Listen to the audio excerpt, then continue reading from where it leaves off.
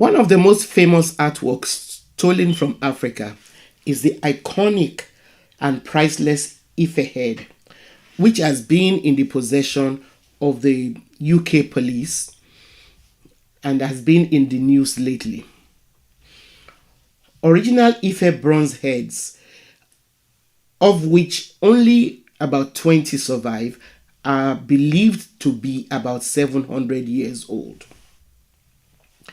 The stolen statue with the British police is worth millions of dollars, and it is the subject of a dispute between a Belgian antique dealer and a Nigerian museum over its ownership.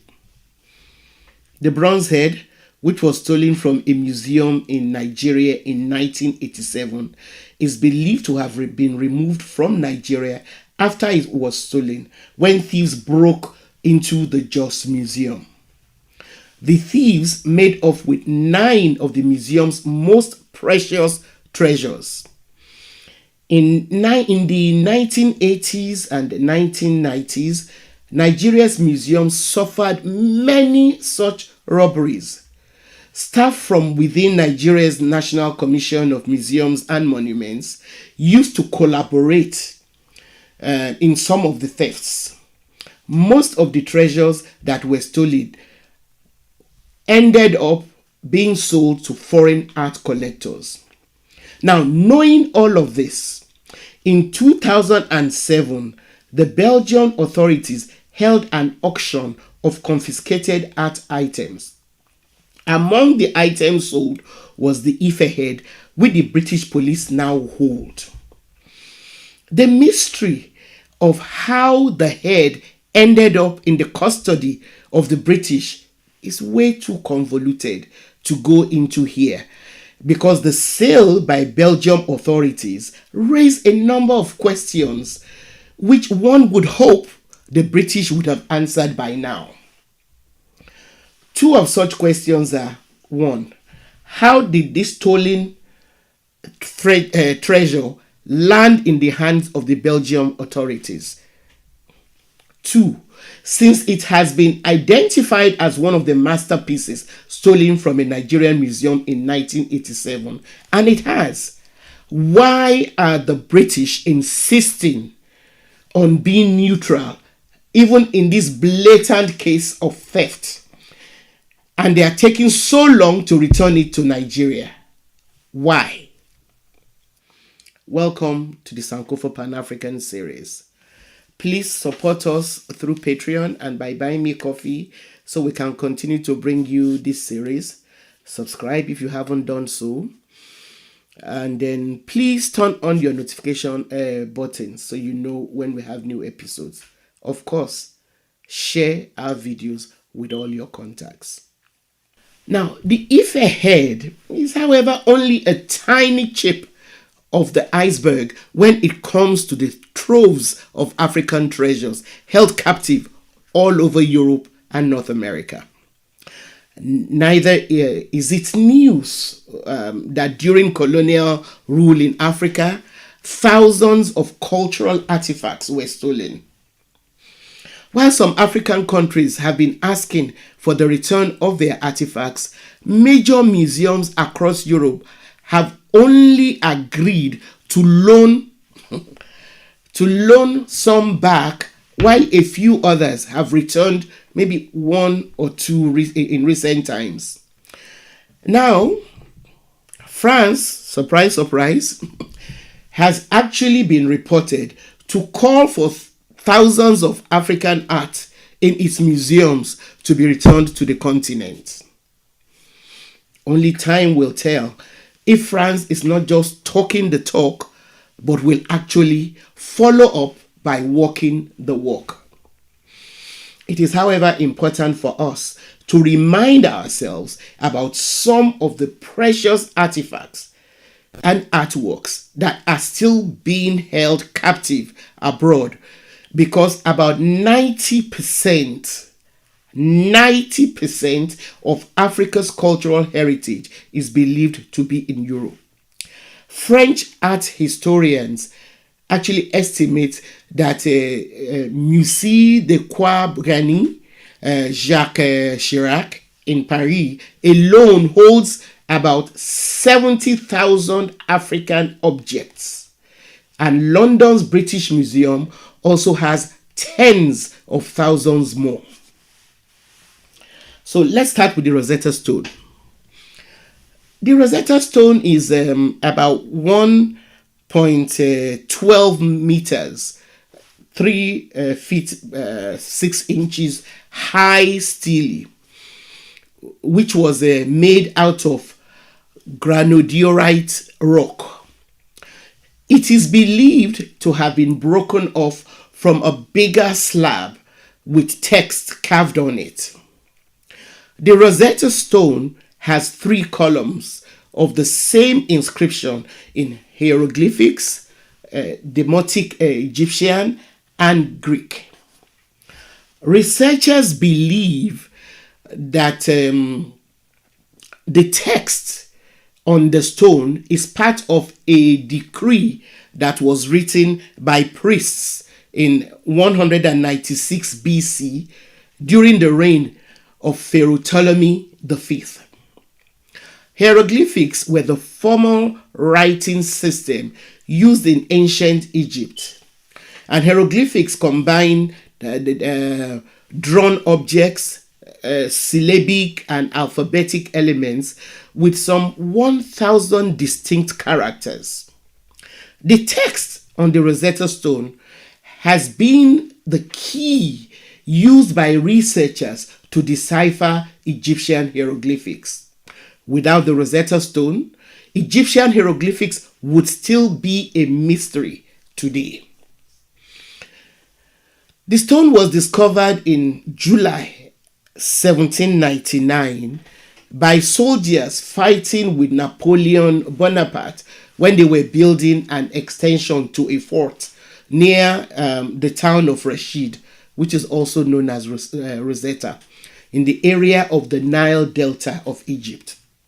Now, the British took possession of the stone under the terms of the Treaty of Alexandria in 1801 after Napoleon was defeated. It was then taken to England in 1802 and was given to the British Museum by George III, who is the direct ancestor of Elizabeth II, the present monarch. So that if Charles or Williams are truly as repulsed as they claim they are by some of the acts of their ancestors, this is one tiny thing that they can insist on returning as one of the ways of correcting the wrong of their past. So please return the Rosetta Stone to Africa. Next, let's look at the popular Benin bronzes, which are a collection of delicately made sculptures and plaques that were made out of bronze and brass. They were used to adorn the royal palace of the Oba in the Kingdom of Benin until they were stolen after Oba of Oranwe Nogbaisi was ambushed by the British in 1897 during a punitive expedition against Benin. Other artifacts scattered away from Benin were carved out of ivory, brass, ceramic, and wood. Several of the pieces were sacred objects cast or made for the ancestral altars of past kings and queen mothers. Other innumerable royal objects were taken as a result of this so-called punitive expedition by the British, and they remain scattered all over the world. The British Museum in London claims that many of the Benin objects in its collection were given to it in 1898 by the Foreign Office and the Lords Commissioners of the Admiralty. Well, in February 2022, 2 of the Benin bronzes were returned. And again, this is only a teeny weeny part of the treasures yearning to be returned to their home in Benin, Nigeria. The Bangwa Queen is another example, another stolen object from Africa. The Bangwa Queen is 32 inches tall, that's about 81 centimeters. It's a wooden carving from Cameroon. It is one of the most famous pieces of African art, and it has huge sacred significance for Cameroonians because it represents the power and health of the Bangwa people. Bangwa land is in present-day Lebialem district in southwest region of Cameroon. The Bangwa Queen was looted by a German colonial agent, Gustav Conrau, around 1899, before the territory was even colonized. It made its way to the Museum for Volkerkunde in Berlin, from where it was purchased by an art collector in 1926. And according to the New York Times, U.S. art collector Harry A. Franklin bought the carving in 1966 for a mere $29,000. And after his death, the same artwork was sold at a Sotheby's auction for $3.4 million. The Dapa Foundation in Paris, France, now claims it owns the Bangwa Queen sculpture. And as at 2019, the wooden sculpture was still part of a collection of the Dapa Foundation, which was exhibited in the Musée du Quai Branly Jacques Chirac in Paris. Next, let's look at the Magdala treasures. The Magdala treasures include an 18th century gold crown and a royal wedding dress, which were taken from Ethiopia by the British Army in 1868.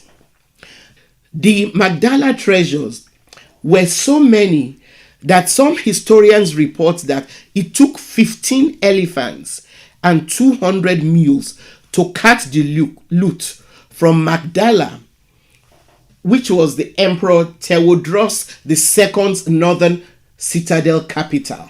The British claimed that they raided Magdala in retaliation for the detention of their consul. Some of the treasures were later deposited at the Victoria and Albert Museum in London.